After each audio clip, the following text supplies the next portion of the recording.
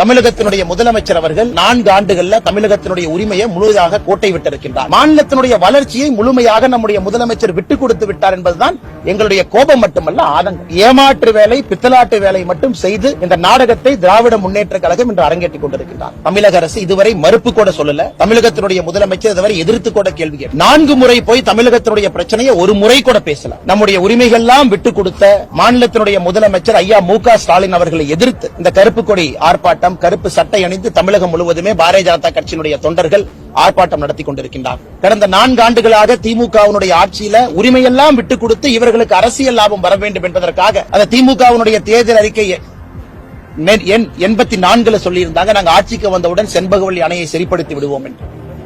அது இவங்க செய்யாதனால கிட்டத்தட்ட தென்காசி மாவட்டத்தில் மட்டுமே 2 லட்சத்துக்கு மேற்பட்ட விவசாய பெருமக்களுக்கு அங்க பிரச்சனை இருக்கு. இன்னைக்கு நடக்கக்கூடியது வெறும் நாடகம் மட்டும்தான். தொகுதி மறுசீரமைப்பில் தமிழகத்திற்கு எந்த விதமான பிரச்சனையும் வரப்போறதில்லை. தமிழகம் உட்பட எந்த மாநிலமாக இருந்தாலும், குறிப்பாக நம்முடைய தென்னிந்திய மாநிலங்கள் யாருமே அவர்களுடைய விகிதாச்சார அடிப்படை படி ஒரு சீட்டு கூட இழக்க போறதில்லை.